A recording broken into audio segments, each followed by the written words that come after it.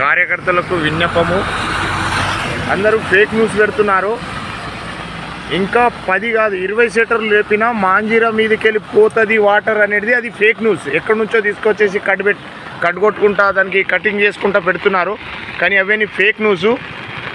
Water వస్తుంది కానీ మాంజీరాకి వెళ్ళి పైకి వెళ్ళి పొరలే విధంగా వాటర్స్ పోతలేదు.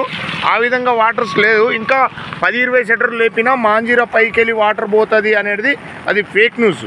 అది ఎక్కడనో న్యూస్ తీసుకొని ఇక్కడ న్యూస్ పెడుతున్నారు. మీరు కావాలంటే అన్నీ చూడొచ్చు లైవ్లో.